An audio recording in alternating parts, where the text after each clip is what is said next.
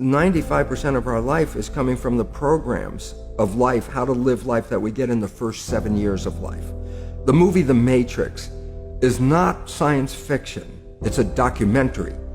Every human, and this is a fact, every human first 7 years is download hypnosis. The brain of a child under 7 is in a lower vibrational frequency. When you put wires on a person's head, you read electroencephalograph, reading brain activity.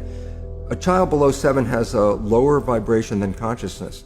It's called theta.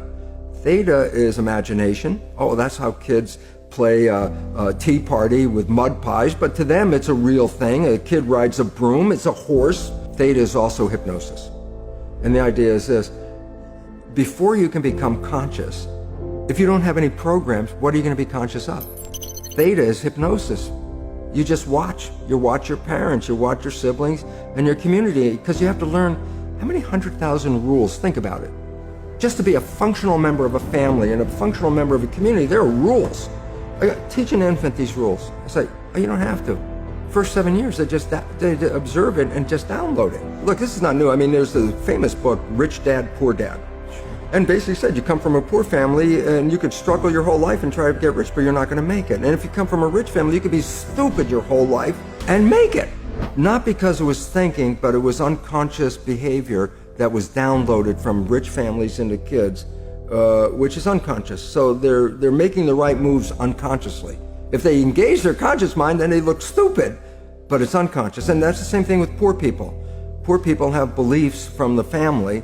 Oh, you can't make it, life's a struggle, things are hard, who do you think you are? And if that's the program you get, then 95% of the day you will sabotage yourself. And that's why poor people stay poor and rich people stay rich, because the programming. 95% of our life, this is a fact, comes from those programs in the subconscious.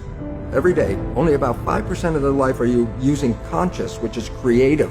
And the Jesuits, for 400 years, they were boasting. People didn't understand. They say, give me a child until it's 7 and I will show you the man. They've been saying that for 400 years because they knew 7 years was the program period. And 95% of your life after that will be whatever that program is. And after age 7, how do you put new programs in? Repetition. Practice. You want to drive a car, you didn't learn how by just getting in the seat and put the key in. You had to practice driving the car. You want to learn the alphabet. How many times did you go from A to Z? Try to go to A to Z before you can complete it.